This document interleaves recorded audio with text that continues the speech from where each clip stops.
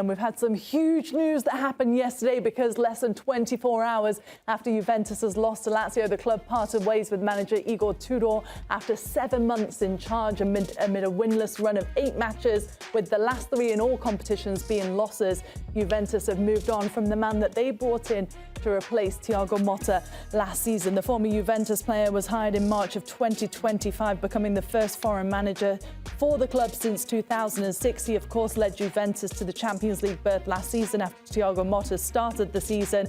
However, this poor run has led to the sacking, and it's the club's earliest in-season managerial change since 1969. I mean, we all sat here, didn't we, at the weekend and said, if Juventus do lose to Lazio, Matteo, you don't think he's going to be sacked, just because it's not what we see from Juventus. So why did we see that happen? Because Juventus have been atrocious, even worse than the worst version of Juventus under Thiago Motta, and he got sacked, and Thiago Motta came in with a much bigger name than Igor Tudor, who was just supposed to steer the ship and hopefully get champions. The reason he stayed on is because Juventus did finish in a top 4 spot. They gave him more of a chance, although we all know that during the summer, Juventus was actively looking for bigger names. There was rumors about Gasperini, right? There was rumors, obviously, about Antonio Conte, and those didn't work out. So Tudor was not Juventus's first-choice manager even this summer. They stayed with him because they couldn't get 2 guys they were interested in during the summer. Now they want either Spalletti or Palladino. We'll talk about that later. But the Tudor sacking, with how poor they've been in the last 8 games, is absolutely not a surprise for a team that never sacked managers mid-season. Now that's 2 in 2 consecutive years, and I'm not surprised because Juventus have been absolute shambles in the last 2 years. 3, if you think about Allegri, right? That was the second to last week of the season, but yes, as you're well. right. I think Poppy's point, because when we did start covering Serie A on CBS, it was different ownership, right? It's same family, but Agnelli was involved, and now it's Elkan. And we had not been used to Juventus sacking coaches. They've sacked 10 coaches in their 128-year history, and now we're sitting here and having 3 at this point. There's how many CEOs they've gone to, 2 or 3. Now it's Comolli who's in charge, who has a very different approach than the Juventus that we probably grew up with. But I think it comes to a point, and I think we said it after the match against Lazio, that Tudor is not getting the most out of the team. It is not all on Tudor. Let's just make a clear statement.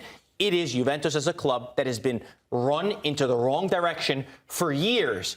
But Tudor at this point was not helping the situation. Players were being played out of position. He was not getting the most out of them. So I think it is logical that they do move on from this point. But let's not think that there's going to be one coach that's going to come into Juventus and fix all their problems. But to that point, Grella, are you surprised that they've sacked Thiago Motta, having not Igor Tudor, having not somebody lined up immediately to announce as the next manager? Well, we talk about problems from the top, right? How can you get someone something that doesn't know what they want? How can you make someone happy that they don't even know what they want, right? And the club doesn't know what it wants. The club doesn't know.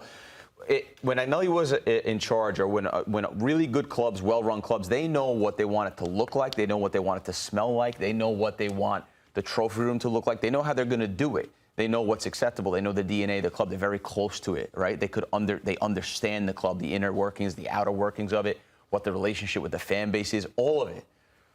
Elkan right now has proved, and the higher-ups have proved, that that there's a disconnect between it. They're hiring. They got rid of Allegri, right? If you add him into that, right? Who is a manager now that we're saying every week, oh, they're in the Scudetto race, man. He's been the biggest ad. He's been amazing. Well, Juventus had him. They sacked him. Thiago Motta out, right? Who did amazing stuff at Bologna, but out at here, and then Tudor was never the fit. And now you think you sack Tudor and then have a next guy ready and a next plan ready. They don't. So it's telling you everything you need to know. The problem is not with Tudor. The problem was from the higher-ups, and it still is continuing to happen where they're just throwing, a bunch of things at it. Just throwing, oh, sign him. He looks like a good player. Oh, yeah, sign him. He looks like a good manager. But they don't know what they want.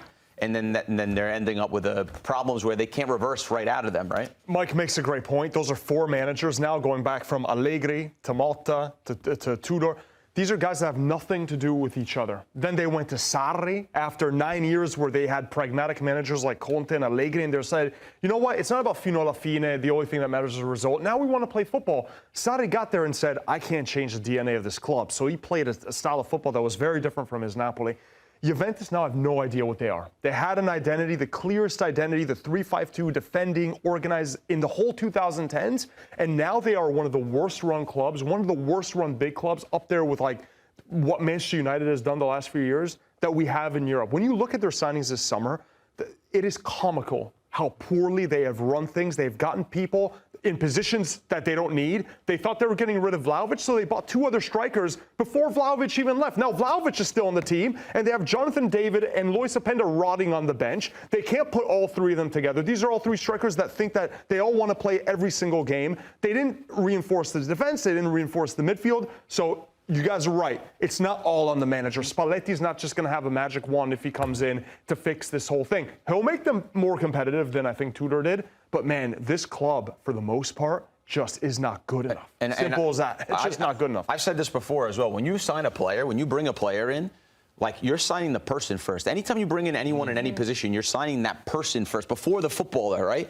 And when we've been lucky enough to have Alessandro on with us, Alessandro Del Piero on with us, you can tell what the DNA Juventus is just by having a simple conversation with him. Not even about Juventus, just how serious he is, how much he thinks about certain things, what the standards are. He talks about that a lot when he's with us.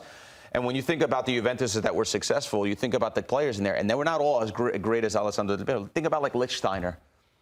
Professional, runner, hard, physical, understood where to badge. And you could probably name another 15 players. Chiellini, Barzagli, Buffon, leaders, big personalities, men.